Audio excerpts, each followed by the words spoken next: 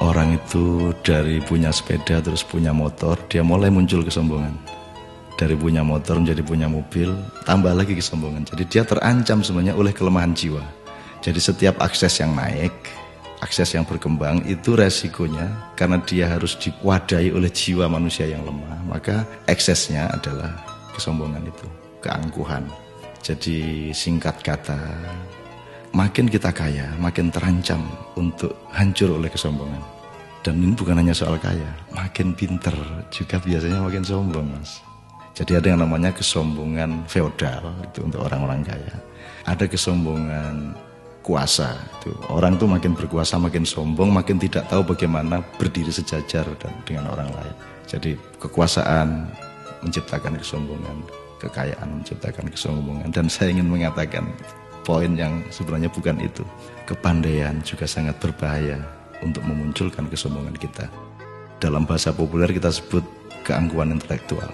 Tapi yang lebih berbahaya lagi, menjadi orang soleh, orang alim itu juga bisa menimbulkan kesombongan. Jadi banyak orang-orang yang beragama dengan tekun, salah satu hasilnya adalah dia sombong atas orang lain.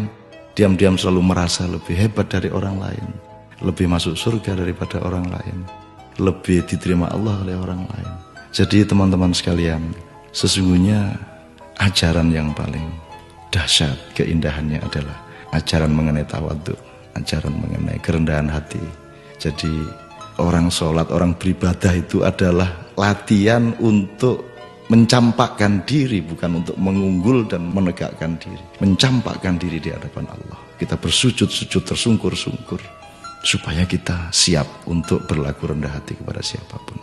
Karena sekarang ini betul-betul bukan hanya orang kaya, bukan hanya orang kuasa, bukan hanya orang pintar, tapi orang alim juga sombong. Itu namanya kesombongan, kesombongan orang alim. Jadi tidak lantas kita jangan jadi alim supaya tidak sombong, atau jangan tidak kaya supaya tidak sombong, tidak begitu. Tapi kayalah, tapi tidak usah sombong. Kuasalah, tapi rendah hati.